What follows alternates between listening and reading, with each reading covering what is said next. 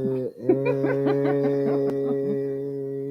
yeah, We're back! Yay!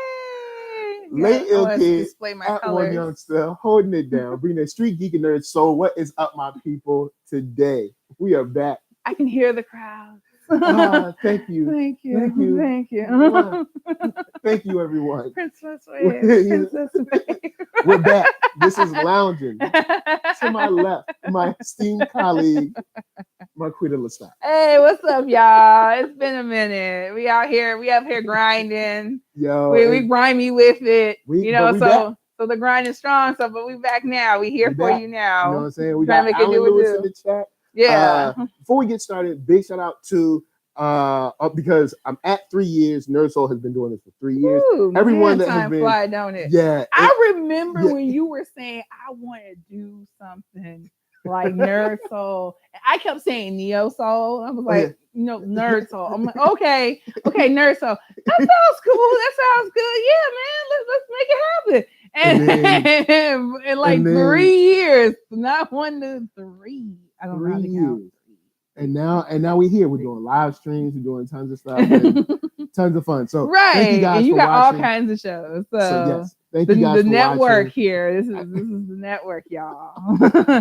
Put us on. Baby steps. Because like she's doing stuff behind the scenes y'all don't even know yet. She's about to blow up. And on the channel, she's on a panel. The diverse voices. No, getting the right voices. Yeah, getting the right voices into the comics and entertainment industry. Yeah. And done by women in comics. Mm-hmm. She's on it. It's cool. So she's killing it. But yes, 3 years I've been doing it. You guys have been chilling and hanging with us. It's been a lot of fun. Big shout out to the Patron supporters. They're dope. Y'all are great. You know what I'm saying? Hold it down. Put some dollars in the bucket. Big shout out to Alan Lewis. It's Sunday. Pass the plate. All right, so all right now, Taryn, is it Taryn or Tehran? I don't want to mess up your name, but big shout out. What's up? Thanks for joining the chat. Big shout out to Thought Crimes, Enrique Carrion, Little Miss Chocolate, Alan Lewis who's in the chat, and everybody else. We'll get to y'all later, but we ain't gonna hold you all day. Oh yeah. We got some news to get into. It's been we ain't been here. Yeah, we ain't been here tomorrow. So we're not gonna backtrack too hard. I was trying. Some of it's a little. There's a little thing. Let us know. Well, some of the ones we're talking about happened like last week, maybe the week before. Like Mayor of Chicago happened I think a few weeks ago. So and we that's just how long we. So do you want to start happy or do you want to start sad? I mean, because happy, we can start happy. I mean, we do have a lot of fun, happy stuff. So I mean, I think we can recover. All right, cool. So I guess we can start at the top. We can start at just Game of Thrones is back. Right. That's coming like one of the more current things. Last season, y'all. Game of Thrones. I have to admit, I have never actually watched. I've watched like a few episodes of Game of Thrones. I've watched one. I have lived though through the memes. I will watch the banter online on Twitter when people are live tweeting the memes are straight hilarious. They are so strong. Like it's like level up your meme game and get on some Game of Thrones level of memeing. Like it's just like it's so much fun. So I understand a lot. My understanding of the show is largely due in part to memes. I was like, sometimes I can have a conversation like I watch it. Yeah, because like, it's like I just know the memes. Yeah, I just know the memes. I just know Hodor. Better hold that door. That's all I know. I love that one. This is like, let her know it was me. Let her know it was me. Like they do so much. It's like the baddest bitch you ever do. Yo, man. And big shout out to Keith Cooper in the chat. What up, Blurtish? Big shout out to Blurtish. Doing great things down there in the sit out. Can't wait to get down to NOLA, do some cool stuff. Yeah. I'm trying to get a shrimp po' boy. You know what I'm saying? Get some gumbo. You know what I'm saying? We can chill. That's all I'm saying. Now, they did say shout out to the WonderCon video because he watched it. Okay, cool. Thanks. See, Alan Lewis said, I'm glad to return back to YouTube. Keep it moving, year 4 coming up. Yeah, I got some stuff planned. I've been bringing in some other people and stuff. Don't you got an event coming up? No, I did an event last night. Okay. Yeah, I did an event last night, but I do have I have 1,000 videos coming up, and I'm gonna do something cool. I don't know what. I'm gonna do something. I don't know. We'll do something for 1,000 videos. DM me, let me know what you think would be cool for 1,000 videos, because I'm at like 991 right now. So 1,000 videos will probably be by the end of this month, but we'll see something. So, Game of Thrones is back. It's cool. Yeah, it's like, if you like American Gods, I'm covering that. There'll be a video up tonight of American Gods. I love the book, but I haven't had a chance to get into the actual show. I've never read the book. I can talk to the characters. You can't tell me that. Yeah, I already know stuff. Yeah, I already know stuff. I'm like, no spoilers. I was like, I'm that guy that ruined. You don't know what happens to so let me tell you what goes on. Let me tell you about this. Let me tell you about Shadow, what's going on with him. His girl. Oh, man. Let me give you that dirt. Alan Lewis says Q&A for 1,000 videos or a collab. Man, we'll see what's up. All right, now, what do you want to go to next? We got. You know what? We're gonna give a shout out to the DMV. You know what I'm saying? I'm from Virginia, so we're gonna go straight to DC. Oh yeah, so I love this story because they're fighting gentrification. So one of the problems with gentrification is like the cultural clashes, and people don't really talk about that. You move. There are people moving into your neighborhood because they're trying to save money after making other neighborhoods too expensive, and therefore inaccessible to you.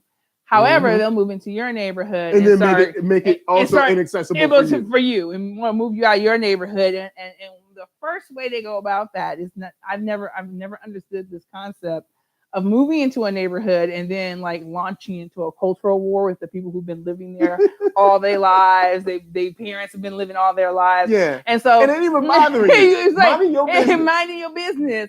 But in this case, I can probably see this coming into your living room because if there's a type of music, I'm unfamiliar with the music, but supposedly there's a type of music that's very popular in DC neighborhoods, and they tend to play them. And like everybody, I feel like this is something that relates to a lot of us just as Black people, where I know here in my building, back when I was younger, my mom would do it where, you blast tunes, you get up, you do your spring cleaning, you get together, whatever you do on Saturday, Sunday mornings. If you're not going to church, particularly on Saturday, everybody did it. And then sometimes people go to church, but not everybody goes to church. So on the weekends, you get up in the morning and you blast this music.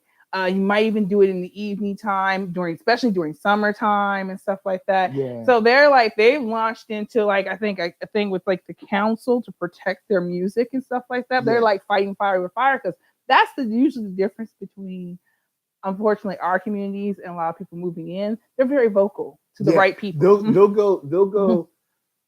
There's a certain type of people that will gentrify your neighborhood, and they'll come in your neighborhood and they'll start going to the council meetings immediately, and they'll be going. And you ain't never went. You've been there all your life. You don't even know where to go. You don't even know where you don't know that they're even happening. It's like, hold up, there's a council. It's like I thought we were the council. Like, we just decide what we going to do in our neighborhood. I'm trying to. So the music she's talking about in DC is go-go music. So if you're in the DMV area, which is DC, Maryland, Virginia, you've heard go-go or of go-go. And go-go music is, if I was to describe it, and I think someone's from the DMV, Tehran, I hope I'm not screwing up your name. Tehran, I believe he's in the DMV, or is it she? Sorry. I can't, your picture is real small on the screen, sorry. But, like, if I was to explain it, it's like a Caribbean infused dance type of music. Right. It's great for park jams. It's great for like outside parties. People will dance a certain way to it. The best example I could give to you of something that was popular but used go-go music is remember A. Marie's One Thing? Oh, I love the drum, like the drum pattern. I love those that's drums. That's like go-go my drum favorite. Pattern. Yeah. That's my favorite part. That's that's what hits me. Like I'm like, that's a very love that song for that reason. Pattern. Okay. So that's a very go-go like drum pattern. I love that drum. So it's been in DC forever. And some people are moving in and they're like, we don't want to hear this. Yeah, because people are talking about like DC and getting wild expensive for that reason. But man, this story, Yeah, because they're starting to move. Let me see. It's in the root, and so they're using all kinds of colorful language. Yeah, like it's like Kardashian and colonizers. Yo, the root be killing me sometimes. It's so crazy. Like y'all know y'all wrong. And stuff, but they're like, and they have like a hashtag talk. It's like don't mute DC. Yeah. Like, and so like ODC got some fight in it. It's like they're pushing back. Yeah, and I think they should. As they should. I was like, that's just the neighborhood. You move into that neighborhood. I guess I have the advantage because I'm used to hearing music. Like it makes me nostalgic. Like I have a neighbor right now playing. He's a DJ. And he's always spinning good stuff. We can hear like some bass. I don't know what song it is, but we can hear something. Like today is like he's a lot quieter than he usually is because it's early. It's like by 11 noon, the volume creeps up. Big shout out to Alan Lewis. Amory Touch album is amazing. Yeah, actually on the Touch album is just about flawless. Like all them joints is straight fire. But at that time, Beyonce was coming into prominence, and there was only room for one light skin. So I don't agree. We need to train ourselves to embrace more than one person. But you're speaking true. Yeah, that's how people function. Only now are people starting to push back against that. They're like, why must there only be one? Like, I'd rather have multiple choices of like big music to go to than have one. And when you think about how much money, how much opportunity they're getting, there's enough to like be shared between so many people, but it's all being funneled into one person, and then let that person slip up and fall off, and then where you at? You don't got no backups. You don't got anybody else to turn to because you don't put all your hopes and dreams in that one person. But big shout out to the Root on this one. Right. This is in the article. It says this is about the Metro PCS on the corner of 7th Street and Florida Ave in Northwest DC, which is like North DC is in Maryland, South DC is in Virginia. That's kind of how for people that aren't in the area. Mm-hmm. So arguably one of the blackest corners in America. This whole article was hilarious. It is. It's a black. You in the hood. It's Southwest and Southeast used to be like real hood, but now with gentrification, like things are changing. So black people are moving and stuff. But yeah, it's a black corner. Yeah, so I'm glad stuff like that is brought this one up because you can speak to this. I like that. I like that because I was like having to picture it. DC is having a very. There's so many people that want to live in DC because of the culture from DC. Like you were saying, you got the food, you got the music. It's popular. It's become cool because of the black people that made it cool. And then you want to move all them out, but that happens with every art community. And I said, like, even if you're non-black, protect your neck. If you got culture, if you got some, you could be artists. Like I've seen the dynamic between white people, where you've got this very artsy class that may not have as much money, and then all the yuppies show up and start buying them out. And they're like, what's happening? I'm like, oh, I didn't know y'all could do that to each other. Yeah. Oh, wow. It's like, I didn't know y'all did that to each other. Yeah, but apparently they do because it's happening in a lot of our gay neighborhoods. Like that's what happened to Silver Lake.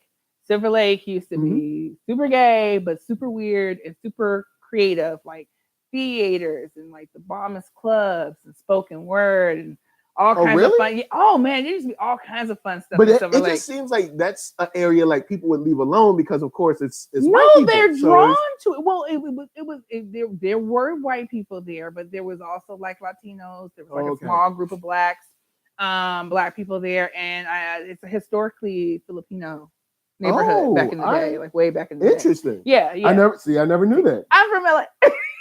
Never knew that. And so I used to go there and go to wild ass parties, go to like crazy events. We had the Sunset Junction, which was like this like jazz, R&B, old school and funk, where all like the legends from back in the day would perform. It was free for many years, and then when it started having trouble, I think they were doing donations, but it wasn't enough to save it just because the tide was turning with the gentrification. Yeah. And so it was a great festival. I saw so many. I was like, So many good people. I actually was one year I went there. I was supposed to see Isaac Hayes, but he passed like a few days before he was supposed to perform. Oh man, it was so cold. But those are the kind of people who would there. perform there, and it like I said, it was largely free for many years and stuff like that. And there were just so many fun events and festivals and activities there, and like hanging out. Like there's all these stairs with all this artwork on them. So because Silver Lake. People think LA is largely flat, but that's not the case. Nah, it's we got large areas that are flat, but then there's these weird spaces where you be like, yo, where all these hills. This is straight up. This ain't a mountain, but right. So we have some like small ranges that go through LA and kind of cut LA up, and that's like how you know where LA ends and like the valley begins. You usually have to go through a mountain to get to the valley. And they're not super huge mountains, but they're pretty tall. There's like 2 streets that I always warn people to go from, and the one fails me, but I know it's Baxter Street. If you ever find yourself in LA and you're in the center of LA, you're downtown, you can see downtown, you're not that far from downtown, and something tells you to go up Baxter Street, stay away from it. You're like you're going to turn on the street and have second thoughts. And then if you're like, I'm a good driver, I can gas up this nearly vertical street. I've done it like Don't do it unless your car has like a supercharger or some turbo or something. Exactly. I made it up once on like one of my rinky-dinky buckets. I don't know what I was thinking. I was wilding.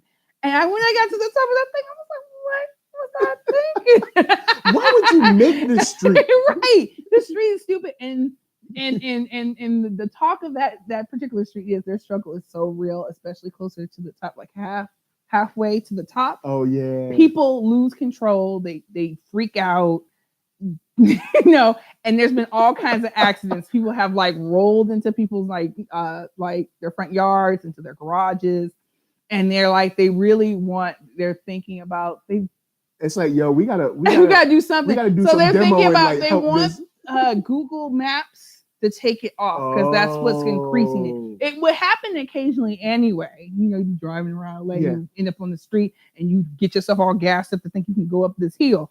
It's really not a hill. Like it's so scary. But now with everybody using Google Maps and Waze particularly, like Google just be like, hey, go over here. So yeah, don't. Yo, because Google took me through a spot, and I don't know much about LA, but I know when you see mad buff dudes with no shirt on, like Mexican dudes in the front yard, butt naked with tats all over, just wearing pants, and just chilling with tats all over. I'm like, Google, you about to get me shot.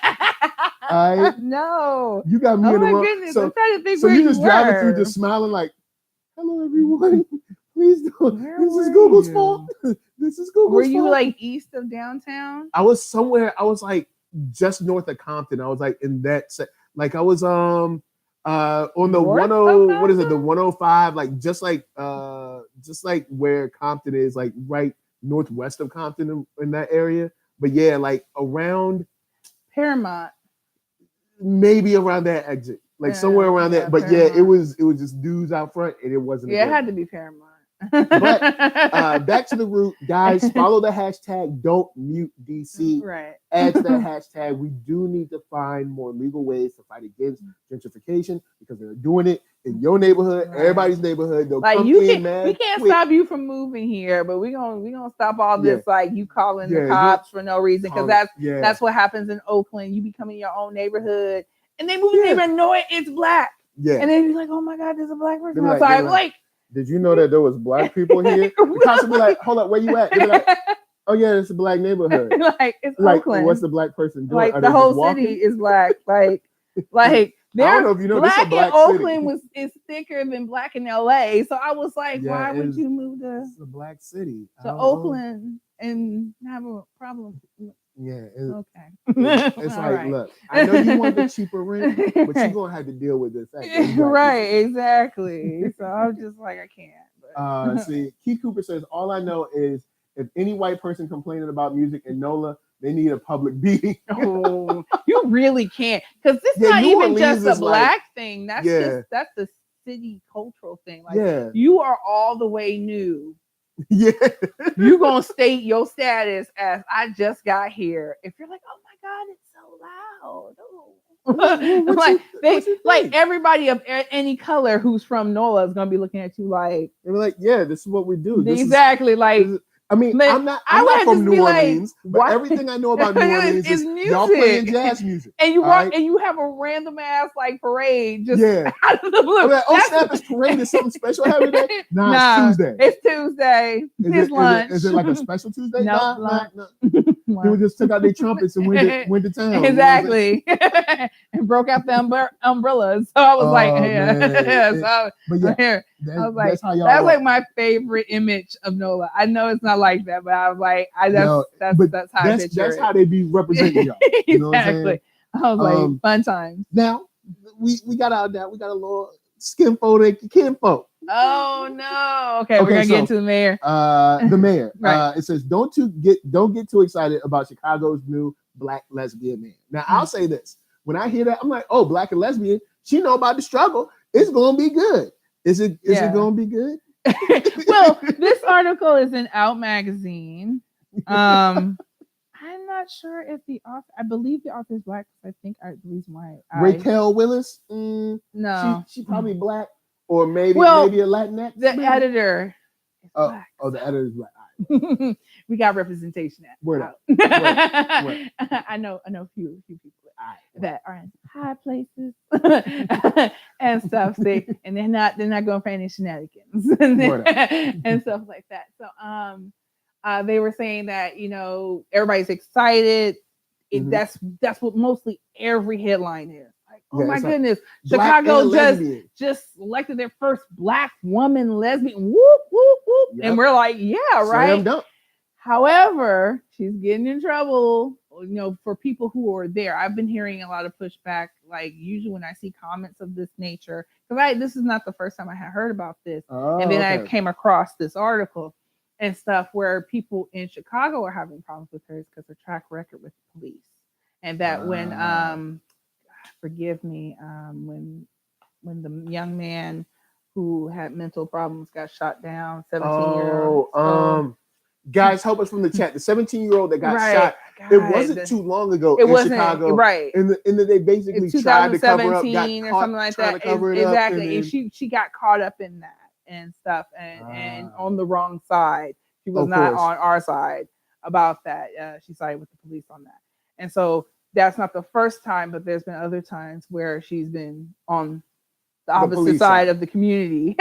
And so some people there are not so thrilled about her being in there because her track record makes them feel she's not going to be for them. It's not representing what that usually means to us when somebody who has our similar background wins. We're thinking they're going to come in and understand our plight. And understand why we have problems with the police, why we're struggling, the neglect, the lack of investment in our communities is really our issue. It's like, we could do police, but they got to come correct in our neighborhoods. And that often does not happen. And so it is troublesome to find someone who looks like they're not going to be as sympathetic or on our side on understanding that struggle. So it's like, yay! It's like, oh shit. and I did like this quote. There's a quote that says, "I do think representation is important, but at the same time, identity doesn't say anything about your politics or values." Says Janae Bonsu, National Co-Director of Black Youth Activism. Activist organization BYP 100. Then continues to say, there are plenty of Black folks who are conservative and actively contribute to the oppression of other Black folks in different ways. I caution folks to really give pause to what representation and identity meant in this election and look beyond the fact that there will be a Black woman on the 5th floor of City Hall. That's tough when that's coming from and those are recording people from that community. Because she lives in that community, and it's weird because she was. It says in the article too that she promoted herself as a newcomer. And there's, I think, another they were like, quote, "Oh, you're not new. She's not new. We know her, the rest of the world or the Yeah. country or the people who don't know her, but people in Chicago know her. Yeah, and it's like she's been around right. because the first thing they picked out was her track record, of course, with the police and her statements and stuff. And it's, at least from the statements, the stuff that I gather, it doesn't seem like this is a person that's like, okay, I kind of got to go with the flow to get elected. It's kind of like, no, this is sort of you. Right. There's a difference where, because I mean, when it comes to politics, when it comes to the corporate world, there's a part of the game that we all have to play.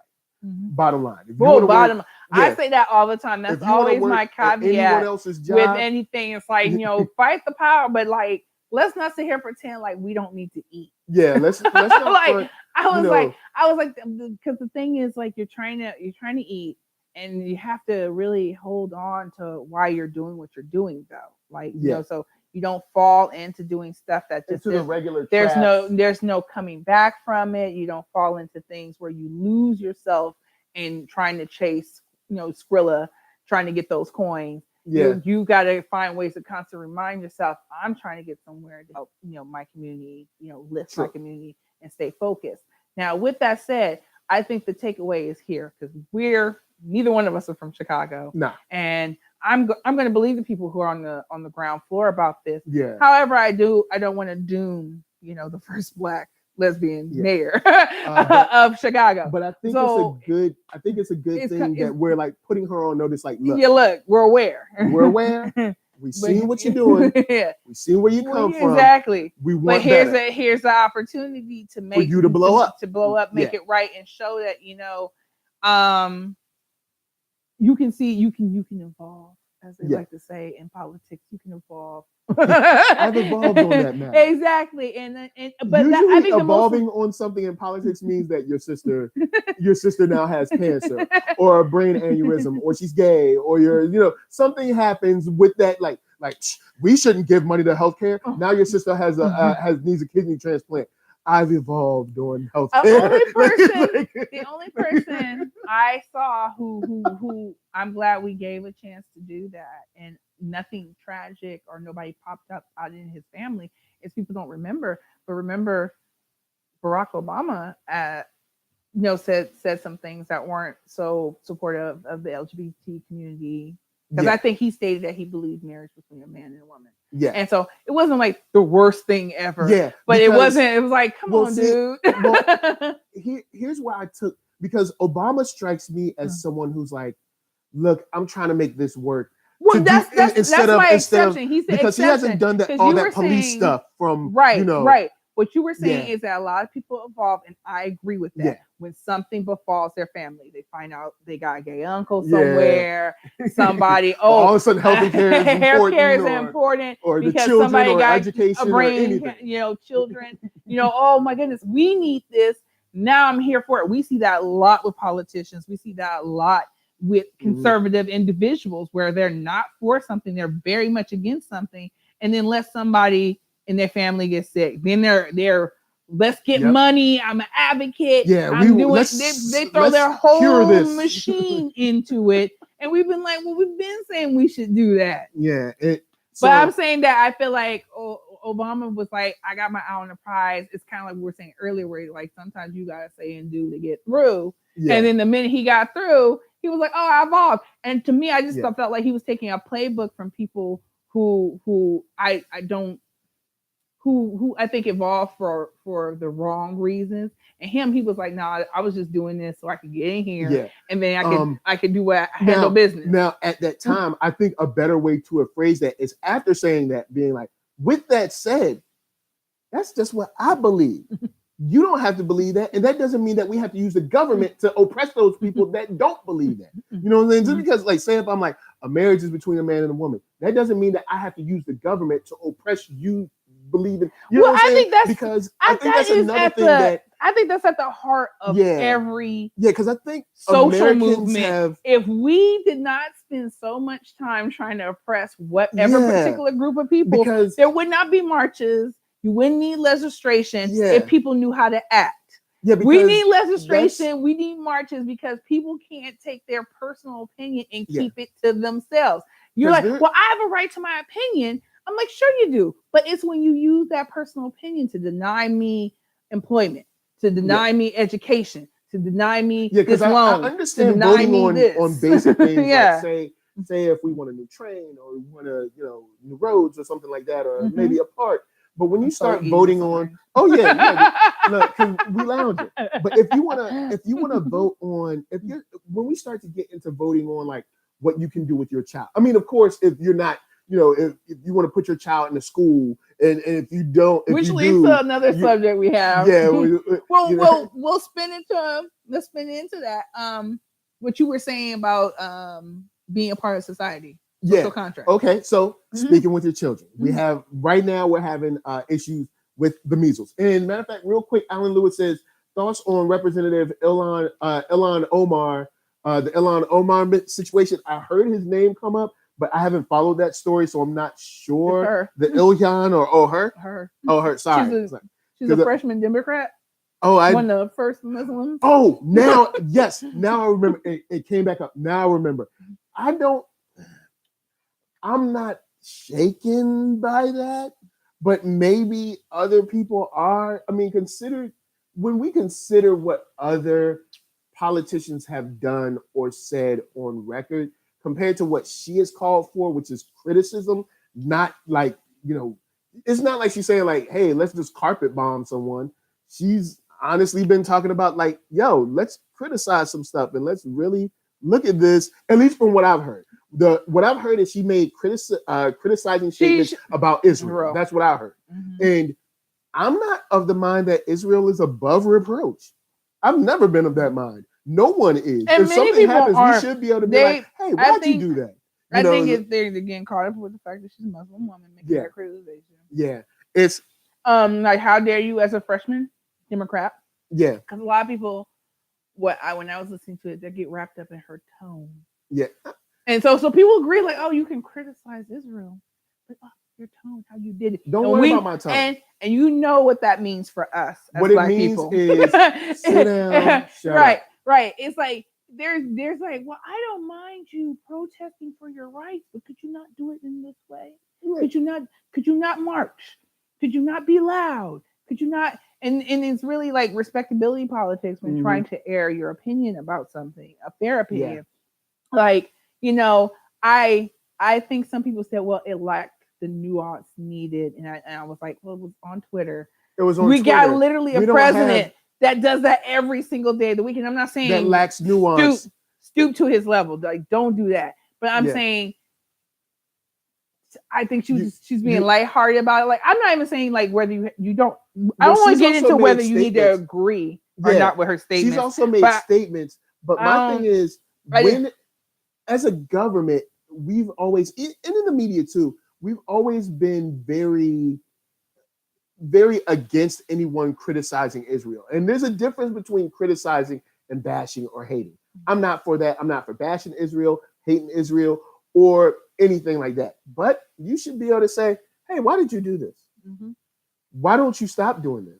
What made you do this? Right. This isn't fair. Even questioning it to like, why are you doing this? And then they're like, oh, wow, this is why we did this. And you're like, oh, I didn't know that. Okay. Like, have a conversation about it. Because it seems in politics, whenever it's viewed or framed through the American societal lens, it's that Israel cannot be questioned. That's how I've always seen anyone approaching. I mean, look at what happened with Mark Lamont. I think I was talking to Jason Reeves. Oh wow, Jason Reeves, friend of the show. And I think my hot take when it first went down, I was like, this stuff has been going on before me or her even. Yep. I don't know her age. I'm assuming she's older, but she could just be doing better at life than me. I saw people who are like awesome and balling and like making waves, always older than me because to make myself feel better about myself. But it's like, still got time. but we're probably the same age, and she's just out here kicking ass.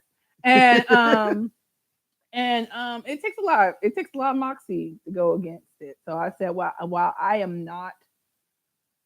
I'm not like so familiar with the Israel, issues and stuff in politics to get deep into it. I will say from what I do know, I would just felt like that maybe unless that was going to be her thing. Yeah. Because I felt like the comments were very light and offhand. She's not making this her thing. Yeah, this is unless it's not like this is her platform. Her platform. Yeah. It's not like something that she's like strong. Like this is going to be my thing. I'm going to challenge our current stance on Israel. Unless she's making that her thing. When me and Jason were talking, we were just like, man, she shouldn't have stepped in that. Because it's a very controversial, it's very weird. Hot topic. On one hand, I agree with you, and then on the other hand, I'm like, well, somebody has to, because that's what I'm saying. I don't know if she's doing that. It keeps coming up, and I think it's just more like it's not like she's even saying stuff anymore. Yeah, it's just they're like a dog with writing articles. Keep writing articles about it. People are threatening her life, which is never okay. Which makes you go back to the article. Exactly. You're like, why are they threatening her? And she's steadfast for the most part. She's like, she apologized if people got the wrong idea of what she was saying. Yeah. And then I think she clarified what she was saying. Yeah. Which I think is okay, but she was on Twitter, I think, making jokes. Yeah. And yeah. Here's my take on it. I've seen it, I've noticed it, it definitely happens, but there is no country, there's no person that is above being questioned for what they do. Right. Now, big shout out to Alan Lewis. He said, let's not forget the dirty, nasty stuff Israel has done to the Africans and Palestinians with their land. Mm-hmm. Yeah, it's been documented that the best way to say this is that Israel has a lot of sway in the Middle East. And they use it. I'll say that because I don't know all of the history, but from seeing things on the news, it does seem like, yeah, we got the guns and we know it. We got the jets, we got the guns, we got the money, and we know it. So what you gonna do? Oh, and the U.S. loves us. So what you gonna do? Now, that's only from me reading stuff during the years, but not living there. But they should be able to be questioned just like any other country. They should be able to be, we should be able to be like, hey, why are you doing this? When did you do this? What was your reason for saying this or that? Or, they shouldn't be above reproach. So, yeah. But to the kids, back to the kids, there's Measles is back on that hot streak.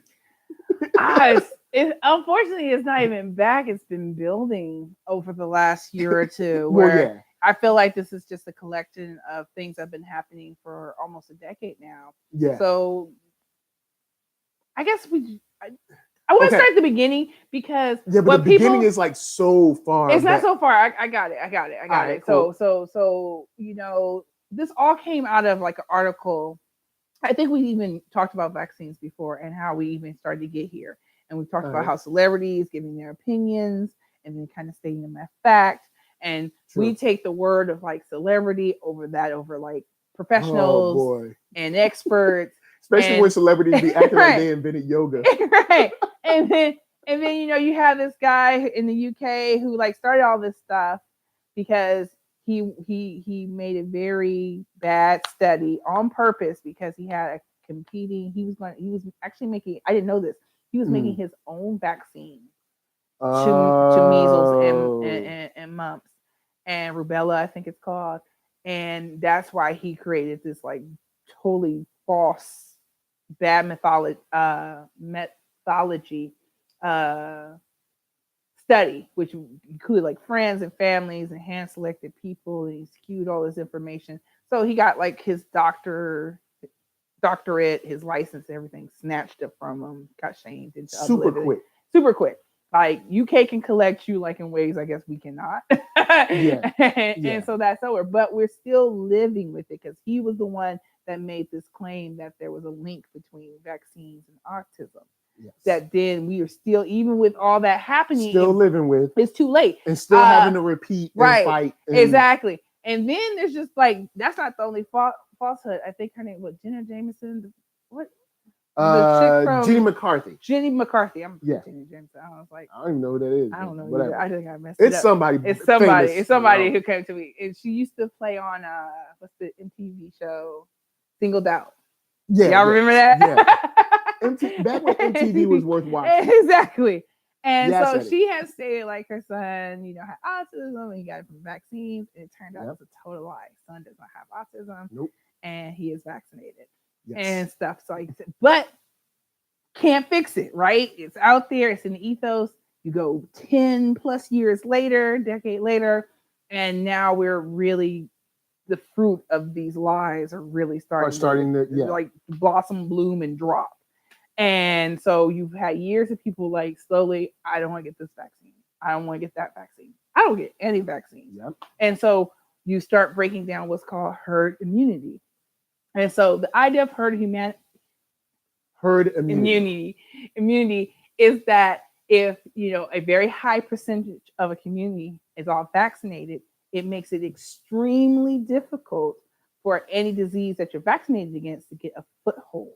Meaning, if one person does have it, it makes it hard for it to hop to the next person. It can't survive long enough to spread. And so this protects your people who cannot get vaccines, which are like newborns, elderly, and people who have compromised immune systems. So there's people who are allergic to vaccines that science is aware of. There's a very small, less than 1% of people who are allergic, cannot get them. So herd immunity is extremely important to protect those people. So that has been broken down over like plus a decade plus. Yeah. And now you have it happening in the Northwest. You have it happening in the Northeast. In Northeast, particularly what's happening in New York and other places like that is that they have a very traditional Jewish Orthodox Jewish community that has given into all this, and they're strongly believing it and almost hearing it, I guess, we're a religious vigor about how they're not getting vaccinated. And so they're all having these huge outbreaks of measles. And they're having measles parties, which is absurd. And we were talking about before we started the cast, that it is not like chicken pox. Chicken pox can kill people. Yes. People are unaware that they can cause damage, they can be deadly, and they set you up if you get them later in life for shingles. Yeah. Which is a terrible, terrible disease that does not kill you, but makes your life miserable. Like if you've ever saw a dog with mange, it's human shingles and stuff like that. So there's bad things of getting it. So there's certain ages you can get it, like that you can't get it too young with chicken pox, and you can't get it too old. There's like this area where if you're going to get it, you should get it. That's when you want to get it. Any other time than that, chicken pox is like bad. And we don't know this because we live several generations after vaccines were created, where you don't know anybody with polio. We were talking about how the CDC, like in the early 2000s, had announced measles is no longer a thing. We're done. We celebrate. And then comes this stuff with the research and the celebrities toting their no knowledge, misinformation around. And now we're back to having a disease that we almost eliminated. Thank you. and people don't understand that measles is even worse. So measles can cause death. Yes. It can cause brain damage. So even if your child does survive, there's a higher risk of them having brain damage, and stuff like that. And people make it through unscathed, but they have scarring that happens and all that stuff. But again, you don't know because there's been several generations. People in third world countries walk for days, for weeks to get to that one spot in their country to have vaccines. They understand the importance of, because they're living in a world that does not have generations upon generations of people with vaccines. It's like you almost want to drop those people in those countries and say, "Hey, this is life without vaccines. Yeah, go enjoy yourself." Okay, I'm gonna try to honestly speak to, if you're watching this. Oh my God, don't speak to them. And you are anti-vaxxer. And this is not me being funny, but I want you to imagine having a party where you wanted to expose someone to the flu or AIDS or chlamydia or any other disease, hepatitis, mono, you wouldn't have a party for any one of these other diseases. It would seem weird. You know what I'm saying? So why measles? Why would you do this? Like it just does. It's got to seem weird if you have insert any other disease, and you'd be like, what? So you're gonna all get together and actively give each other this? Mm-hmm. What? Well, and that's where the misinformation goes in. They don't even take the time to find out what these diseases do to you, because if you had read what the disease does to you, you're like, I don't want to expose my kid to that. Like, if you're afraid of taking vaccines because you're afraid of autism, why would you give your child measles when it can cause brain damage? Yeah. Like, real quick to the chat, Keith Cooper says, love riding around, listen to you all help me feel better when I miss church. So hey, look, I mean, we out here, we all do it together. I ain't saying that, I'm just saying, look, hey, I'll pray for all of us. You know what I'm saying? Dear Lord, thank you. In Jesus' name. I'm mad we're missing the Kanye service at Coachella. Oh boy! All right, so Keith Cooper says white folks tripping, bringing back medieval diseases.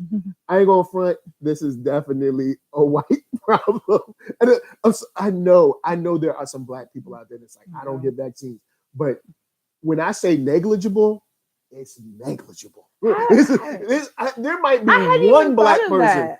This is a white people thing. Yo. This is definitely a white people thing. You might. Hey, feel free to send it to me. There may be an article where there's like 8,000 black people just not vaccinated, all in the middle of America. Well, you know, black people do. I could see. Okay. That was my hesitation on that was. I could see it happening because there's definitely a fraction of us that are very militant about our suspicions with the medical world, and we have good reason. We have good reasons. Research why gynecology is so great. Right, exactly. And how many you got the black women had men, to die. Those experiments, you have people just being sterilized because they thought it was a good idea. Like that was the way to remedy their black problem. Yeah. So they would give you $100 and then they sterilize you. Yes. And they wouldn't tell you that's what they were doing. They're like, oh, we're just gonna do this surgery thing. And so black people for so we have a reason. Black people have a reason to be like, giving you random shots. What's in this shot? Right. I have a mother who isn't that old who had mystery shots that she didn't completely know what they were, but it wasn't an option for her not to take them. So we're not saying don't be educated about what you're getting. Like we were saying that earlier, it's not like you can't question science. Yeah. Because people don't understand. That's what good science is all about. Yes. That they have pooled vaccines as they've improved them because they weren't perfect when they first started. So that I was like saying that maybe more people need to know that yes, vaccines do sometimes get pulled if they're not working for enough people, because that's science. That's how science works. Like, oh, this is not working. Let's keep tweaking. But now we're going to say, take this because it's worse. It's better than what getting the disease. Not having, You have to weigh the risk. Like polio will mess you up. So I was telling them there was one example that I cannot fully remember where they had two different vaccines and eventually they switched. Yeah, because the other one was better than the other one. And then eventually they phased it out anyway because they're like, look, this vaccine's way better. But that's progress for you. That's science.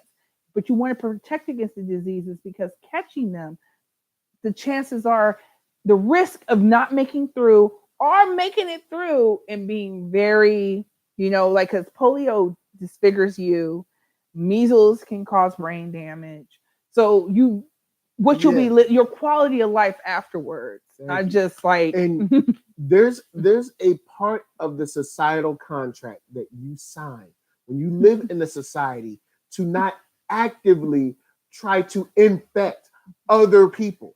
Now, if you know that you are actively trying to give your child a disease that is highly contagious and not keep them quarantined, and then you want to send them to school. That's what kills me. I was like, then homeschool. Yeah, and if you're all about misinformation, why are you not informing me before you bring your child into this store or this Disney park or anywhere that, hey, before I step in here, everyone, real quick, my kid has the measles. Cool, then we can all bounce. Or we can tell you, I don't no, think they're thank you. sending them to school with measles. But the thing what is, I'm saying sometimes is- they don't know Yeah, before they start showing symptoms. And True. the particular thing about measles, that's why it's, I think it's coming. I was reading about it, is that it's extremely contagious. yeah, Diseases vary on how contagious they are. Yeah. And measles, I forget the numbers. Like they were going over the numbers. They have like a way of rating it. And measles is one of those up there diseases. yeah. Where And you like- know you put one person like Because they it lasts so long outside of the body. how they do it is the rate is based on how many people can one person with that disease Yeah. infect. And I think measles is like 1 to 18 or something like that. It's like Yeah. super high. It's For crazy. one person with measles can infect up to 18 people. And I'm gonna tell you, And then all straight those up, people can infect 18 people. If So you- just exponent factor is really high. if you kill my kid with measles, I'm just letting you know. right? I'm coming to your house.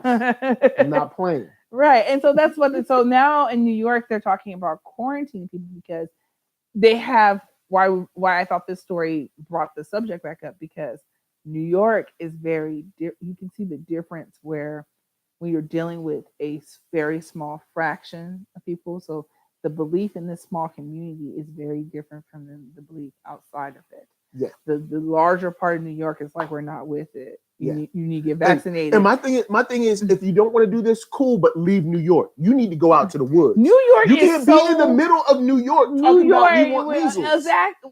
You want measles? Cool. Take them. But you need to go to the Ozarks.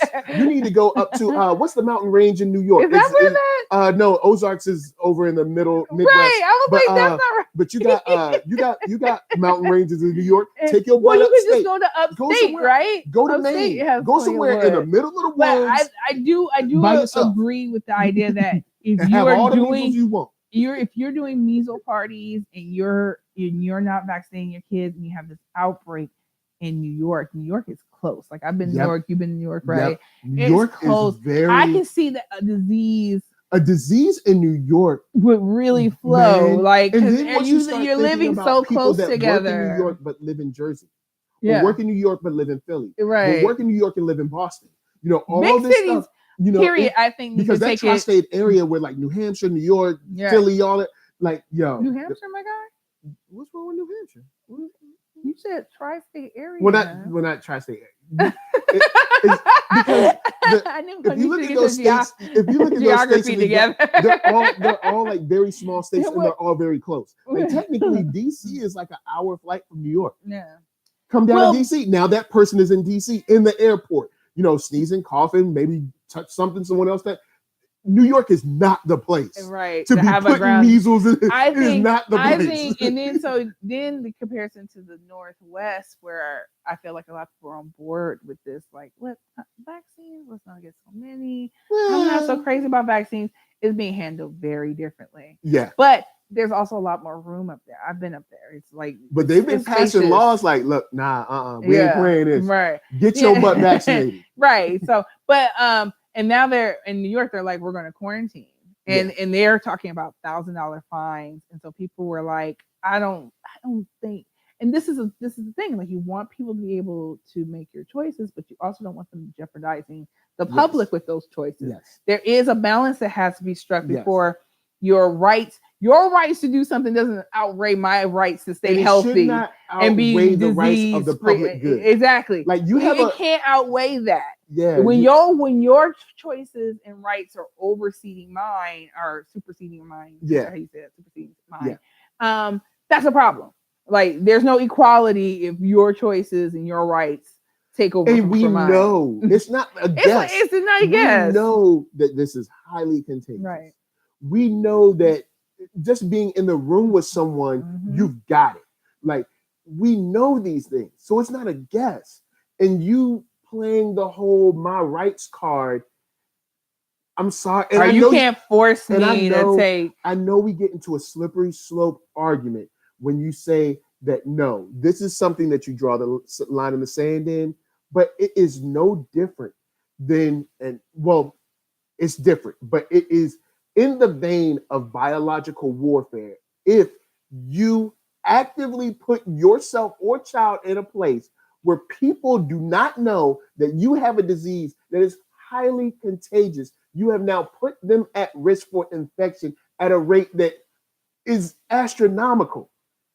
And it is no different than assaulting someone. So yes, it should be a law. Now, I'm not saying you should give somebody life for it, but when you're talking about the effects of the disease, you get in these weird places where, yes, someone needs to make a decision on what we're going to do to either A, force you to get a vaccine, or B, you need to find yourself someplace out in the sticks. All right, go out to the woods and have your little. Remember The Village?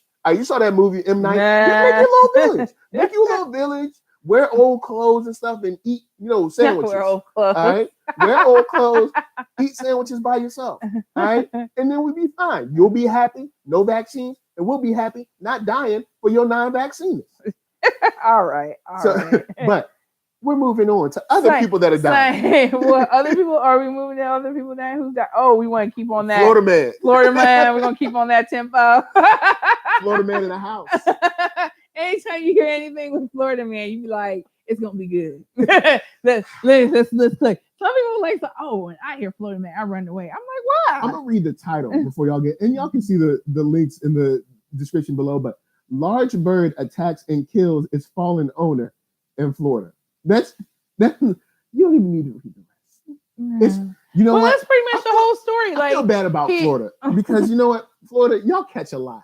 Y'all, I know y'all out there minding your business, just chilling, going to work and coming home. I love that gift though with Bugs Bunny where he like saws Florida up months ago. We were like, bye, Florida. But it was unfortunate because there was a man who lost his life. But people were kind of like, when I was looking at the comments why for do this, you have that bird? Right? These birds, this particular bird is bigger than the emu, and I don't know if people are familiar with the bird. I'm familiar with the emu. I feel like it's from a Polynesian island, and it's pretty big. It's like it's already at 3 feet. A baby dinosaur or something. They are. They're like living dinosaurs. They're like the link between when people say, well, dinosaurs were birds. That's the link. And so they are like they're just lost their scales and they have feathers. But this particular bird, I forget the name of it, how to pronounce it. It's a killer bird. The dude has a claw. It's 6 feet tall. This bird, it gets up to 16. It's like a grown ass man of a bird. It's a big bird. This is literally it has a big bird. like 3 to 4 inch talons that are like razor sharp, can slice through anything. And it's pretty aggressive. I can imagine that if it's got all that kind of equipment, it's pretty aggressive. Yeah, and it's called cassowaries. San Diego Zoo calls cassowaries the world's most dangerous bird with a 4-inch dagger-like claw on each foot. Now, all right, I'm going to go out on a limb and say he's an exotic bird collector, and it takes special permits to get these birds. But to get the permit, you're supposed to prove that you have experience and to handle the bird. So it seems that they're ruling it an accident, which it sounds like he tripped and fell, and that bird was hella opportunist. It's like, I am colonizer, I am free. I was like, dang, that's messed up. When you have an animal that's classified as the world's most dangerous, and you get killed by it's not an accident. Well, no, but how's it? It was inevitable. An accident. If he fell, look, all right, dude. All right, let me ask you this: you at home, you might have a dog or a cat. You might have fell in the house. Did you end up dead? No, because of regular animals. All right, this bird is not a regular animal. You were not supposed to have it at your house, just walking around. It's a beautiful bird. It has this lovely, like blue plumage on the top of its head. Yeah, it's so different than people who have lions. And they shouldn't have lions neither. And tigers. If someone had a tiger, and you know Tyson has a tiger. Tyson who? Mike Tyson. Really? Yeah. Well, he did. Should have never gave y'all a box of money. Look, all right, I'm gonna go out on a limb and say that the person that owns this cassowary, is not, he's or not, that did own it. I'm pretty sure this person is not black. So I'm gonna go and. Oh, why you gotta bring? because we ain't in the. You know what? The wildest thing we might have in the hood. There's some brothers in the hood that might have some snakes. I've seen some brothers, and even y'all. I'll be looking at y'all like, look, hey, look, all right, you're going too far. But I'm gonna say this: people just get regular pets. Get regular pets. Turtles, fish, cats, dogs, maybe a rabbit. All right. Stop trying to shine on other pet owners. That's your problem. That's what it was. He's trying to stun on them. Say I come to your house. You got a rabbit. That's nice. Okay, bro. Weird flex. Cool, you got a bird. That's nice. You got a little parrot. I got the most dangerous bird. All right, bro. Stop trying to shine on people. Okay. That's why you dead. You know what? That's the end of this really? story. That is the end. That's the end of this story. Stop doing. Kind of cold. Yo, stop. Why? Let's celebrate some science. Yeah, please. So since we're talking about science and we want to celebrate science. Yes. So because science is cool. It is. So the first picture of a black hole was just released this week, and it looks sweet. And this is important because while we kind of look at black holes as like a given, actually this again falls into our former story of science. Good science is thorough, and black holes were actually only a theory, and they still technically are because you can't go and visit it because it's like 54 billion light years away in the galaxy far away. Which is good. Right. No, you don't want to be close to a black hole. There's a black hole at the center of our galaxy, the Milky Way galaxy, which is where we reside. If you didn't know the name of the galaxy you live in. Milky Way is still probably one of the wackest candy bars, but that is the galaxy that we live in. For real. So they I don't know which Milky one came Way first. They're just plain as they're all really gross. But I don't like them. I'm with him on this, but it took a lot of coordination to get this picture. I think it was 8 large telescopes. Word. The weather had to be perfect. It had to be pointing in the same direction. So it's only once a year that they can get this picture. Looks like some second coming, and then straight up evil stuff. They get the information, so it's a special. There's a particular type of light. I think these were X-rays they're picking up on, which surrounds. So what you're looking at is what's surrounding the black hole and what's called the event horizon, where it's kind of like once you enter it's the border of the black hole, and once you go past that, it's like.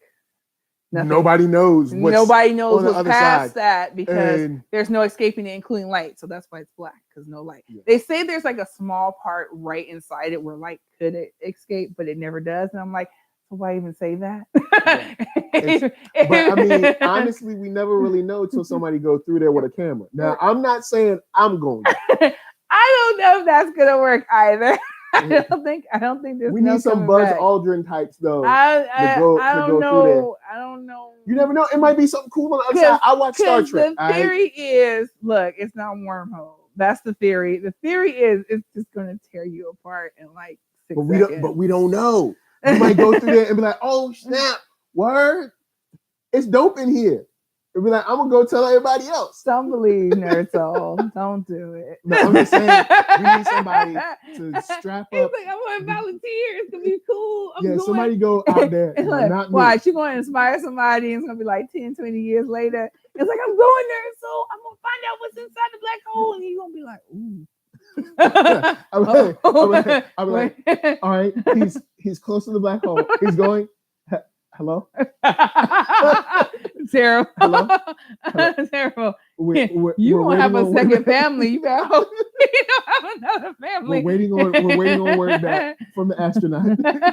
You have a second family. Take care. This is your fault. Little Miss Chocolate is in the house. What up? What up? It's nice to see you. I'm glad she's in here. Alan Lewis says Florida is always up to the crazy. So they're always acting up. That bird saw him as a snack.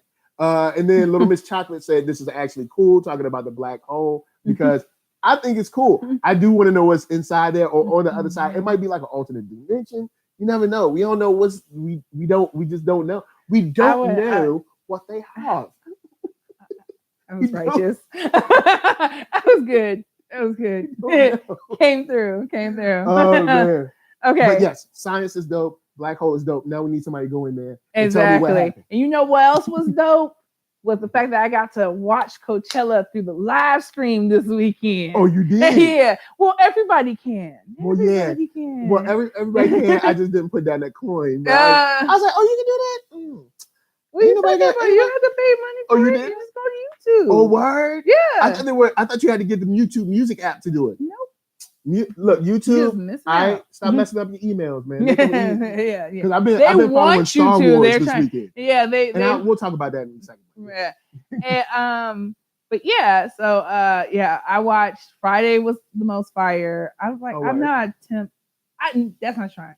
Like Tame Impala, I think it's cool. Like background music. Like it's music. I was like, it's cool. I like it, but I don't do anything with it. I don't dance to it. I don't do anything. It's like, I'm gonna turn this on. It's nice music playing background, and I go do and be productive. Yeah, it's like, exactly. But they did have an awesome light and laser show to go with their performance. I did watch some of it last night because I put it on as background music. And then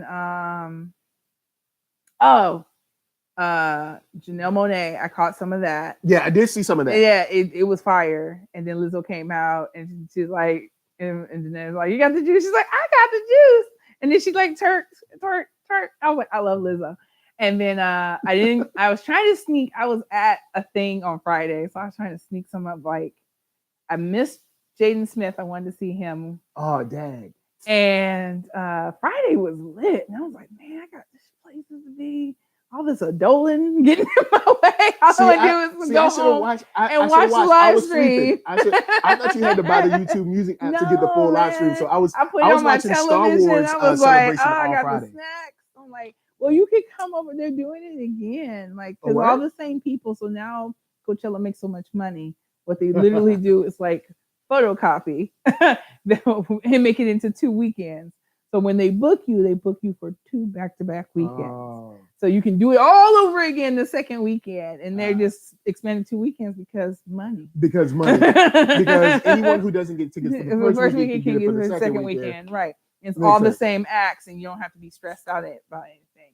So you can, if you miss something like what I'm going to do, because I wanted to see all of Janelle Monáe's performance. But it's sucky because the first one is the best one. I saw her do like a backflip or something, and then she was like started dancing. I was like, "Dang!" Right. I just don't feel like they're gonna come with the same energy. Like there's some because what they're doing different this year is that they're live streaming both weekends. They usually only stream. Oh yeah, so they're live streaming both weeks. Right, they're streaming. So next weekend. That's what I meant by you can do it again because they're streaming the second weekend.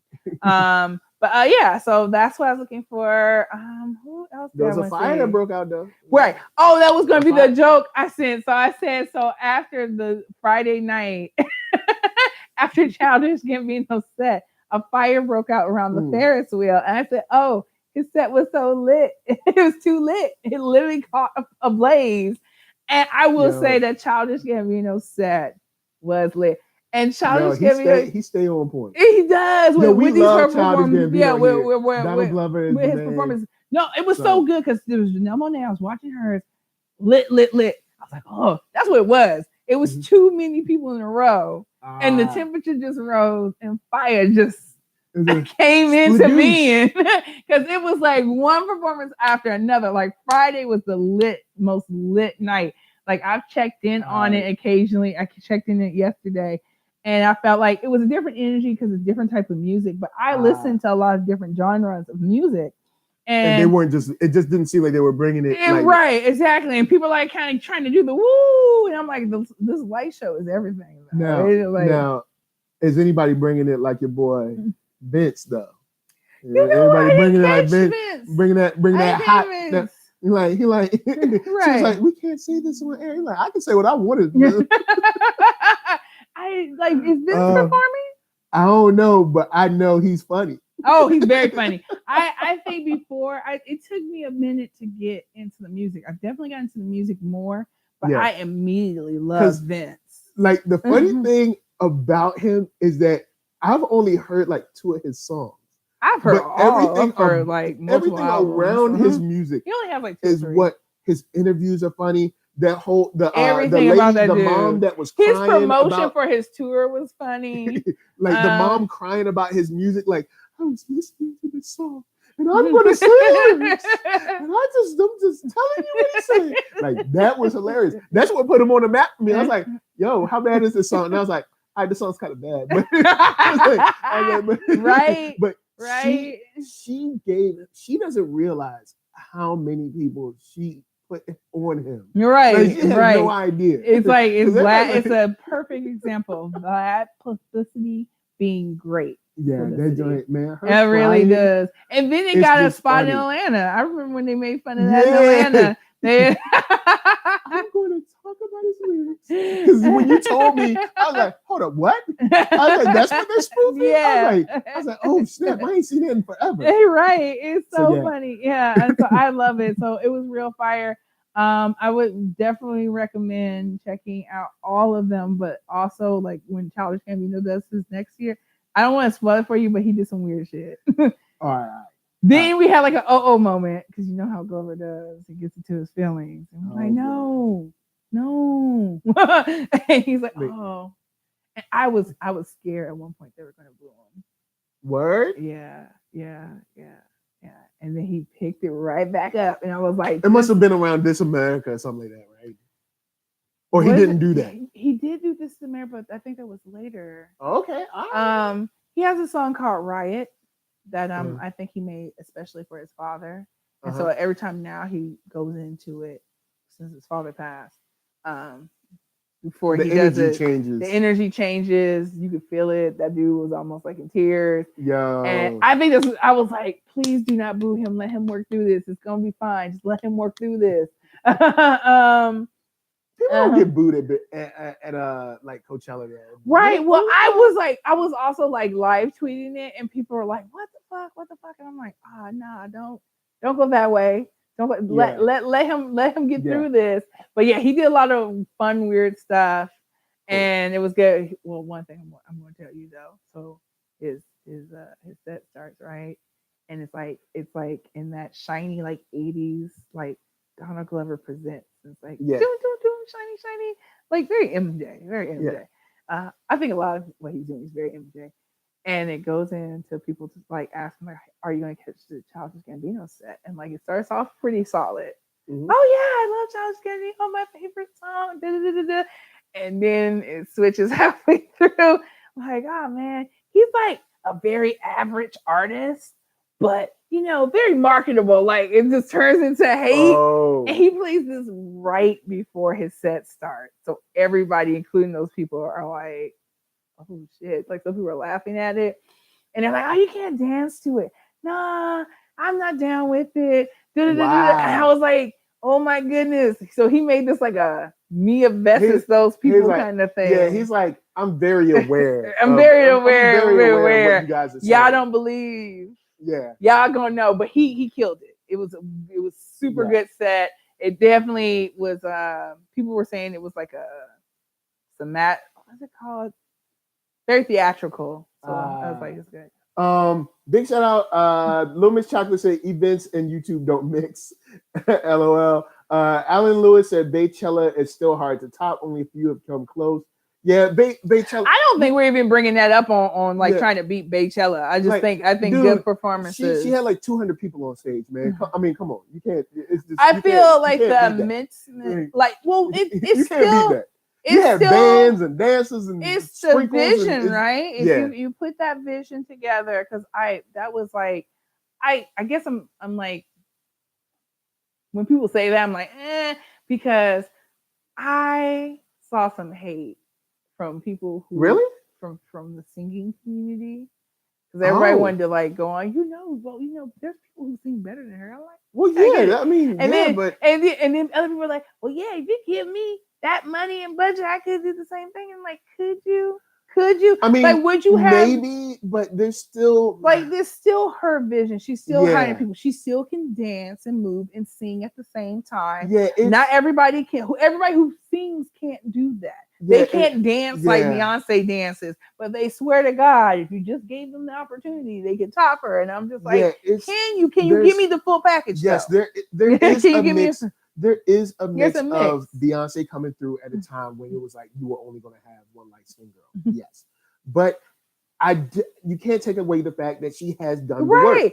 I know I'm totally defending her, and I'm not of the hive. But I took real offense of how salty people were when Coachella dropped. I didn't know people were salty like that. I saw some online, and people were like, exactly. I was like, why y'all gotta be so salty though? Like, because everybody's like, Coachella. And it's not like she just sat there and sung and blew people away. It was a performance. I'm more of a performance person. I'm more of a show person because everybody's like, oh, greatest performer ever. And people are like, oh, calm down. I'm like, don't, if you got to reach back. In the upper echelon, definitely.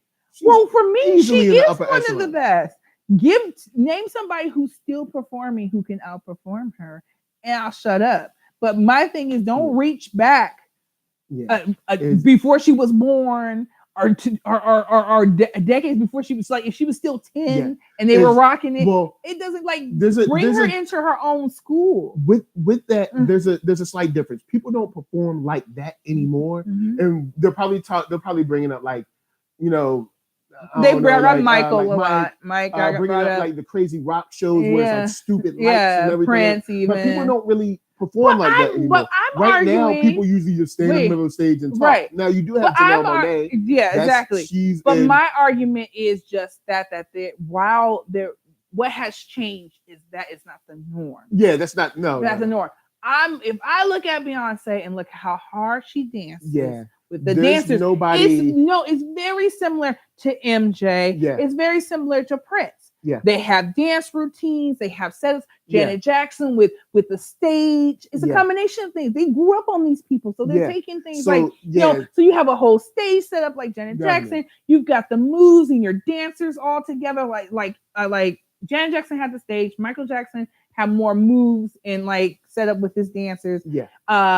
Definitely with sex appeal with Prince and stuff like that, and like stunts and and stuff like that. And so she does all that, and I feel like she's on the same par. I would don't pick her apart. I would definitely put her on the same level with like all of those. I was like, she's out there dancing. You can't tell me she's not dancing and moving and doing and keeping her tempo. How many people can dance and actually sing? That's an old school skill. And another thing that I put on it is I attacked it from when I did my video. I attacked it from the angle of, it was cool. It was great. That's awesome.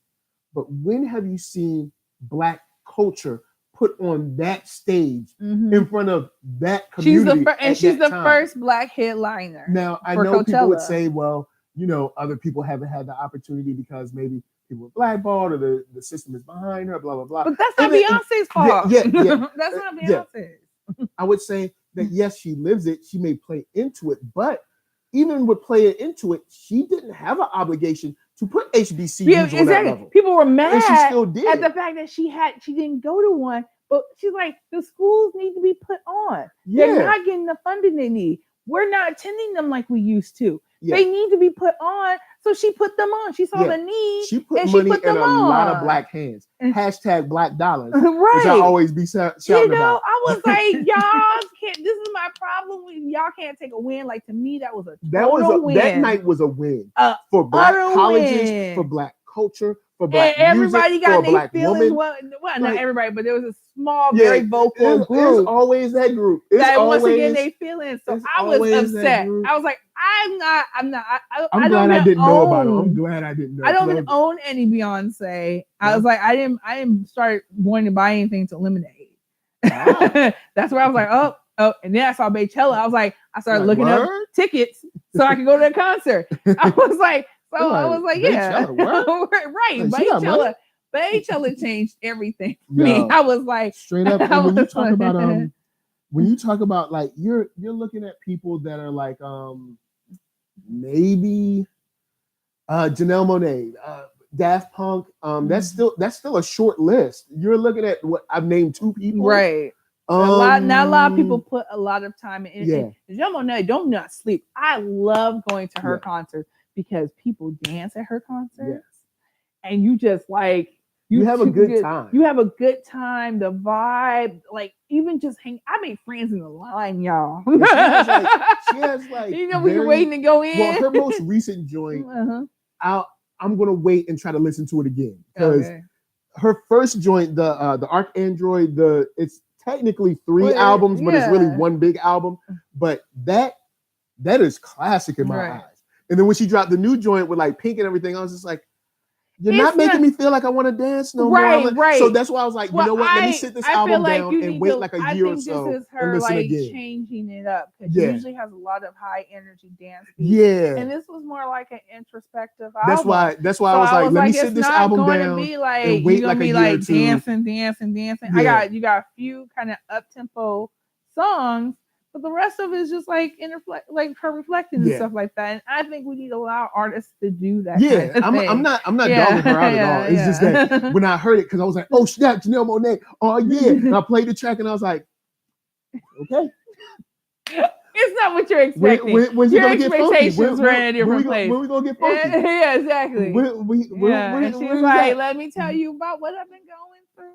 And I was just like, oh. I was like, okay. Like, well, I was like, you know what? And that kind of like almost exactly like Joe Scott's second album, I was like, you know what? Let me sit this down and listen to it in like a year or two. And because when Joe Scott's second album came out, I hated it. But it was all about relationships. And I was going through a breakup at the time. So I hated the album. Then I listened to it again like 2 years later. I was like, oh, yeah. No. So that's why, I'm going to give it some space because Janelle Monáe's joint is I love it. And I love the visual video that went with it.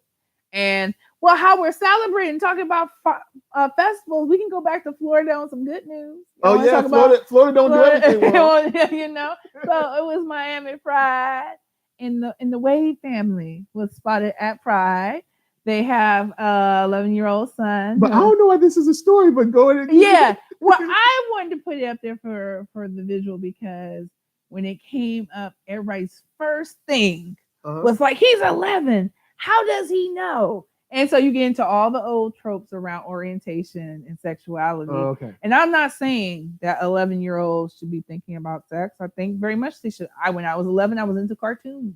And think about it. But the world is different, unfortunately. Well, I don't think the world is different. This is not times are different. What's different is that we are learning to embrace people who are different from us or recognize they were always there. Queer LGBT gay kids have always existed. And I talked to, while me personally, I didn't think about sex or who I was into at that time. I know other people who knew from a very early age when they did think, oh, somebody was cute, it was the same sex. And so from a very young age. So it's not so much that his age that he's coming out, like it's from what I know of many, many, many friends. And to me, it's normal. There's a double standard here.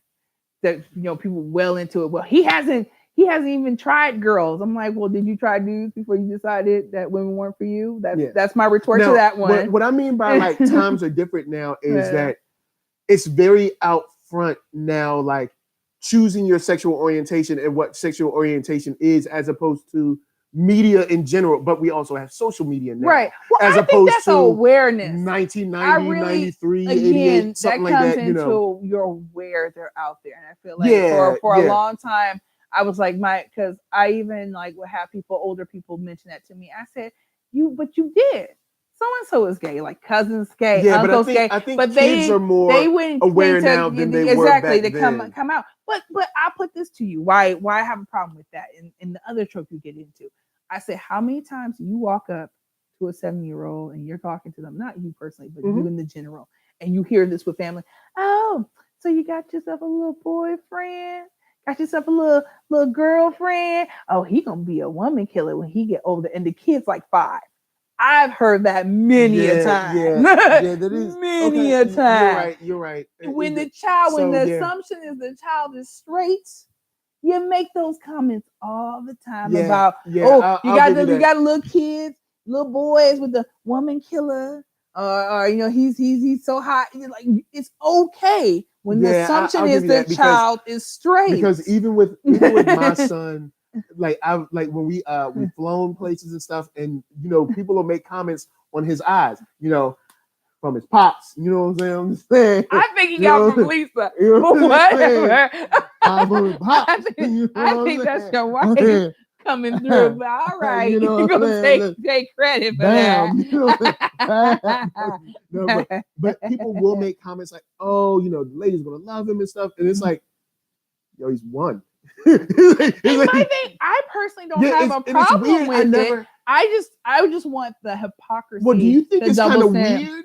Like, because when I was younger, it never hit me. But now that I'm older, I'm like, that is how you're socialized. Yeah, it's socialization, and it's harmless. I think in that way. Yeah, where I feel it becomes a problem is when that child realizes where you walk up to a 10-year-old and you're like, so you got yourself a little girlfriend. He's like, well, actually, I remember when I was younger. Right. If you even cheesed at a girl or you got weird around one, it wouldn't matter what age you were, especially once you got you would actually get teased. And this actually goes into men in positive relationships with women, because you get teased for liking a girl. So then as a young man, you think, well, I don't need to treat girls like this. I don't need to be nice to girls. I need to be hard. Right. You know what I'm saying? Because if you like a girl and you're sweet and you write her a little note, then you're like, you like that little girl. Yeah, exactly. You're a punk or something like that. It's weird, but that does. And so that I feel like is how that emerges. How you find out your 11-year-old is gay.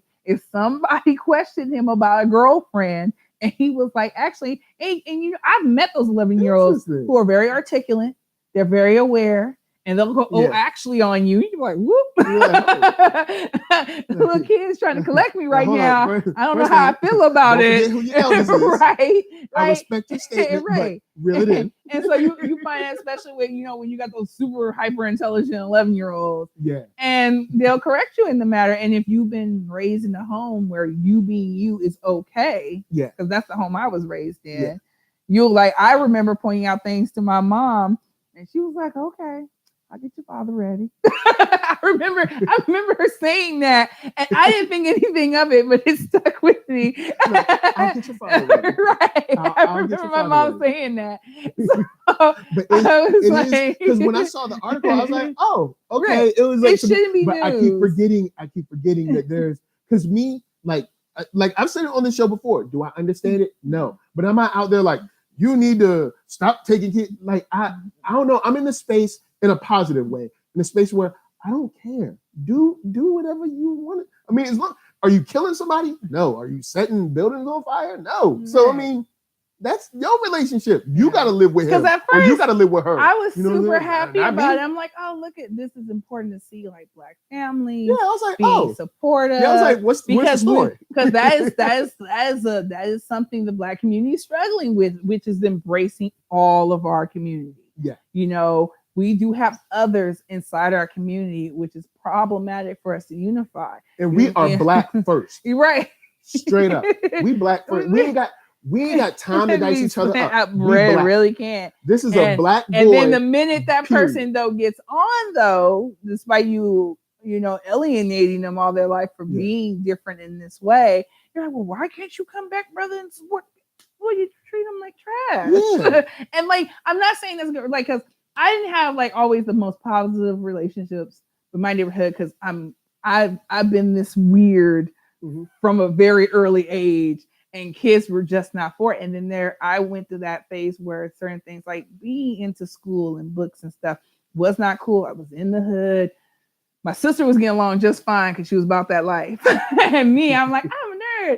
And do you want to come over and read comics with me? Or we can and I can show you because I played the flute when I was a kid. I was like, I play the flute for you. Oh, word? Yeah. I was like the things I was into, I was like, let's go collect worms.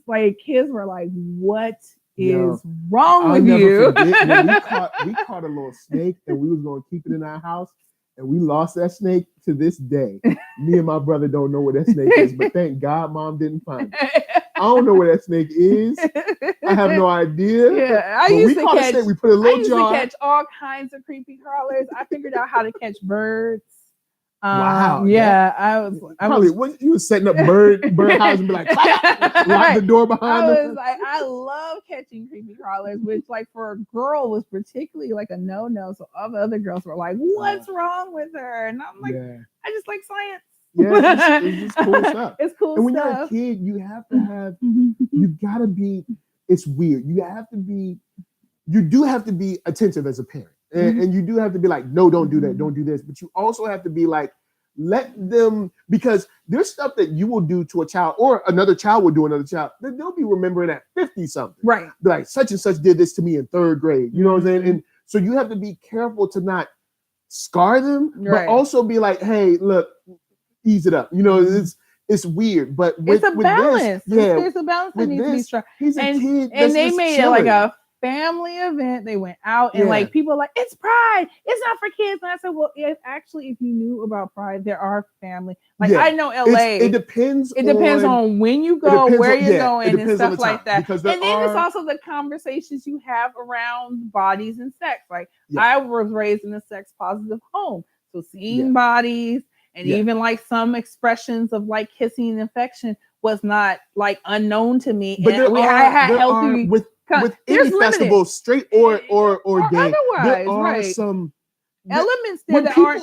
When people get together in a festival, sometimes there's always elements that aren't like family that I wouldn't want my kid around. Is it children appropriate and stuff like that? And I'm sure they were being great parents and say, okay, we're gonna go this way. Yeah, because the leather daddies are coming and we ain't ready for that. Yeah, people get stupid. I mean, look at what's going on with what is it, Daytona, the spring breaking. They have to actually have police go on the beach and just to remind you, hey, look, you shouldn't have to chaperone adults, right? But you do because people get together, start drinking, there's music, and then dumb stuff elements to Pride that I like. Either you're gonna have a conversation about it or you're gonna dip when it goes down because certain prides, I don't know how Miami Pride goes, but I know San Francisco Pride, which I have been to numerous times, nudity is a thing. Yeah, it's like sanctioned. It's like, and they actually have a part of the Castro now because there was not a law on the books forbidding nudity, where people are just like strolling around naked because they can. There's a difference between like sex positivity and body positivity, and there's sometimes when adults and we gotta be for real. Right. Sometimes we go to a festival and we dip into vulgarity. Let's be for real. Puerto Rican Day Parade, West Indian Parade. There's some stuff that goes down where I'm like, would you do this if this was not a festival? Like, reel it in. We're in public. Wait. No, I don't agree with that because it's a festival. It's a party. You do things at parties that you don't do at parties. That you do every day. I'm kind of cool with the bodies. I just you need to know that when you go to that, because this to me is like the gentrification conversation. Like, find out what you're going to before you go to it. Yeah, but you can't be having. Why can't you be naked? You can't essentially have an orgy in the street, yo. Not orgy, but somebody being simply nude shouldn't be like so offensive to you. Not a nude thing. I'm talking about people having sex at the Puerto Rican Day Parade, at the West Indian Day Parade, out in public. And I'm like, no, that's why different. You have to be like, that's different. Weird with your kids, like, nah, we can't go to that. No, you know what I'm saying? You can't do we gotta go at like 9 a.m. There's like gotta go mad early, right? There's Folsom Street Fair. It has nothing to do with Pride. It's Folsom Street Fair, and it's based on like sexuality and stuff like that. I would not recommend kids going to that, and I don't see any kids for that matter. I've been to that several times. Several times, and I can't remember ever seeing any kids there because people know what's up. But with Pride, people aren't having sex, and stuff like that. It's but kids, there will be nudity. And so if you have not talked to your kids about the human body and nudity, you probably want to dip out when that happens. Even if you talk about the human body and nudity, doesn't mean like you need to see like I don't know. My mom 4 was or cool. 5 swingers just my mom was swinging cool, all around. And like, I'm perfectly fine. I know about nudity. Doesn't mean I want to be chilling out like, yo, let's say I'm like, yo, I want to support my peoples on some gay stuff. My mom, we out there. I remember my mom doing something like this. and I was like, come on, mom, stop playing. We just went on with it. I'm like, yo, I'm gonna go support. That don't mean I want to see a whole bunch of like, don't want to see. I just think you don't I want wanna to see it, I and that's wanna see a lot fine. of- well, That's fine. yeah, like, yo, normally, But that's beyond your comfort. But Yeah. I would not if nudity is an issue for you, I would Yeah. say stay in LA. Yeah, but Stay my in thing LA. is like Because there's a lot of different prides in different cities where that's gonna be a nudity nudity. being an issue for Like you, San and then Francisco- like San I guess Francisco maybe Pride, mass nudity. Because like gotta seeing someone stay naked, away. I'm like, cool, no problem. It's But yeah, if you're like chilling beside a Starbucks and you're like, what up? But that happens though. That happens like mad. Like so Let they me cover passed. this cup they just in couldn't- case a They piece of couldn't hair pass a float law. around. I think they didn't pass a law quick enough. They didn't pass a law quick enough to say, "Oh, you can't be naked in the Castro." What they end up passing was, well, when you go to sit on like public benches and stuff, you have to bring something to sit on. Yeah, like That's the law they passed. put out a towelette or something, Put out man. a towel. So people carry around towels now, so you can sit nude. Don't be just They have on shoes. I've Yeah. seen it. They have on shoes, and they'll lay something down so they can sit on it. And they'll put nothing on it, Thank you. and Just- it's like, ah. yeah, you know.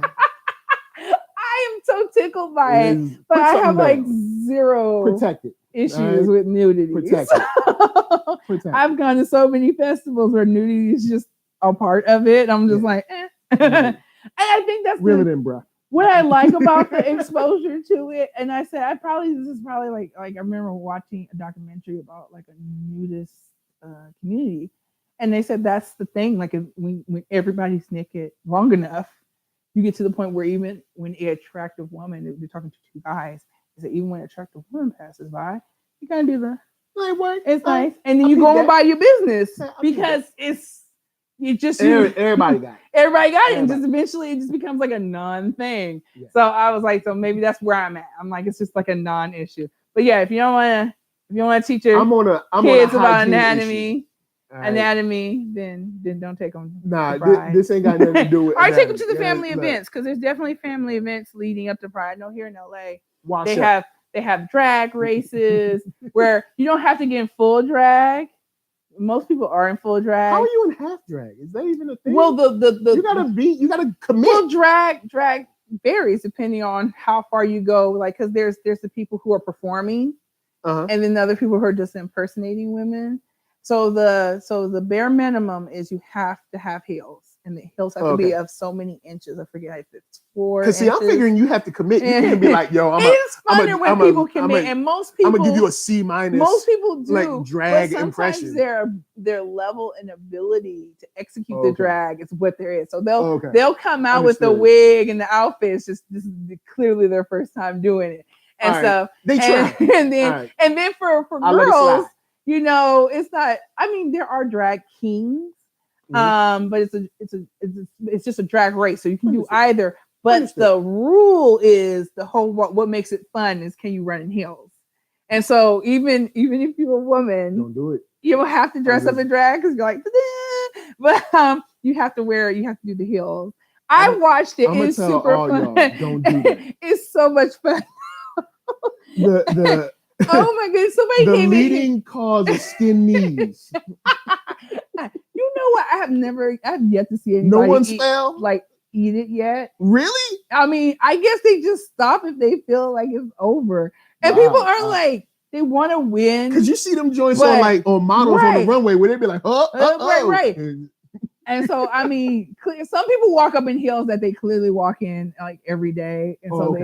they got this. makes sense. And then other people bring heels that they just want to show off, and so they're like this, and there's no Makes sense. attempt to win. Okay. They're just All right. it's really just a fun. So they're not like, Yeah, no, they don't have the hands. Like, I'm about to smoke all y'all. They give out a little trophy and I think a sash or something. Understood. And it's like fun. They have like they have where you dress up your pets.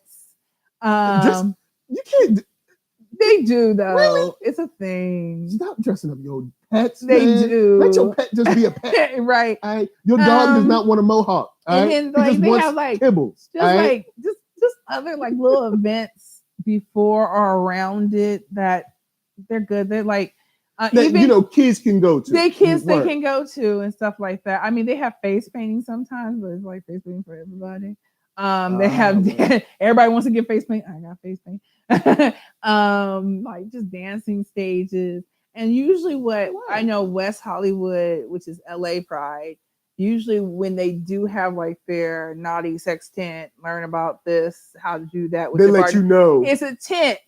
Yeah. And you have to be 18 up to go in it and stuff like that. Now, when it comes to the parade, you're taking your chances. Yeah. It's a gamble. It's a celebration. Families go early. It's like go early because there's stuff so many. I've seen some random, and this is from straight people. Exactly. There's I've seen so many some debaucherous stuff where I'm like, perfect. Because remember, parts of government are in, a lot of pride parades. What? You got corporations that are in pride parades. I used to love. Now, I cannot handle San Francisco's because San Francisco's parade is like everybody because it's gay Mecca. So, if you want to be down to do business, you got to support the community. And so every corporate entity. Would that be considered gay Mecca? I mean, you got Chicago. They got their community. You got Miami. They got their community. Like in the community, it's considered San Francisco just because the city is kind of like. Oh, see, I've never been to San Francisco, so maybe if I went there, I'd be like, right. When I remember my first time going, like, I think after high school, and I was like, oh yeah.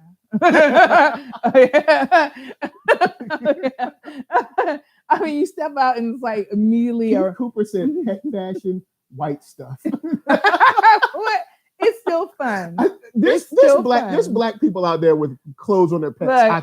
I don't want us to adopt any problematic behaviors with our pet. Like I'm already seeing it where people get like the really small dogs and they're walking around stores, and I'm looking at it like, black woman, why? Why can't you just leave your pet at home like we usually do? Yeah, why are we doing that now? Don't do that. And like I see it around here where people got multiple pets living in these apartments. I'm like, some apartment ain't big enough to have like nasty. 2-3 dogs. You got 2 dogs. I'm like, why are we adopting these bad habits? But yeah, it's happening. Don't be a cat lady. What was the last thing we had? But I think that was it. That was at least that I can remember. But guys, we've been on for a long time. Last note on that. Look, Gabrielle Union, she ain't hurting nobody. Let her take a kid to the fair or whatever. You know what I mean. Let her take a kid to wherever. Stop hating. Yeah. All right. And besides that, let's see to the chat. We got Ariana performed and well ... So I guess I thought she was performing today. She performed yesterday? Maybe she performed earlier today or something like that. No, she's the headliner, so she's the last person. So she's the last. Oh, well, maybe. Well, she's performing today because Tame Impala performed as a headliner yesterday, and Childish Gambino's a headliner for Friday. Oh, okay. And stuff. So yeah. So she's performing later tonight. I'm gonna catch it. I like her, so whatever. I like when she was singing with Mariah Carey, and Mariah Carey looked like she wanted to kill her. I did not see that. They're in the car, and Ariana Grande is singing some song, and Mariah looks at her like, "You ain't gonna shine on me, right? Like, don't shine, don't Ariana shine Grande was singing something. Don't do it. Mariah, I feel like she'll be coming after you. I wish I had my wife here because my wife always, when I'd be like, "How Mariah be singing?" She'd be like. Y'all have too much fun. Y'all have too much fun together. But guys, thank you for hanging with us. To the chat, we got Shot by Nolan, Keith Cooper. Shout out to Blurtish, Thought Crimes. We got Alan Lewis, Keith Cooper, Tiffany Little. What's up? Missed you when you came in, but what's up, Tiffany Little? Little Miss Chocolate. We got Deliberator Dorsey. We got early in the show, it was Tehran. I know I'm doing it both ways. Hopefully I don't mess it up. But yes, all y'all guys came through. Make sure y'all hit that thumbs up. Make sure y'all share this to y'all friends because that's how we get more views. We can do more stuff for you. And you can hit that thumbs down. But I'm going to tell you right now, you hit that thumbs down, I'm going to send a cassowary at you. All right. And they got 4-inch talons each foot. All right. They're going to come up in your house. They're going to scratch you all to death. You're going to be looking like the Florida man. Do you want that? Do you want that? Maybe they're here for the smoke. All right. I'm just telling you, they're big birds. All right. They're big birds. So before we bounce, to my left, my esteemed colleague, Marqueeda LaStar. What's up? What am I doing? Hi. Tell people where they can find you. Like I ain't been here like all this time. You can find me anywhere on the internet at LaStar.next. Man, and me at ThatNerdSoul. You'll find me online on Facebook, Instagram, Twitter. Let's talk. Whether it's about the news, whether it's about music, whether it's about geek stuff, it's all good. Now, like I said, y'all be good because it's Sunday. All right. So don't be leaving my show doing something wrong. So I'm gonna say peace. After I say peace, y'all go and be good to people. I'm gonna get into some trouble. Whatever. So thank you for chilling out. We'll see y'all next week. Will we see them next week? We gonna see them next week? Yeah. All right, cool. We'll see you next week. So from us to you, we back. Believe that.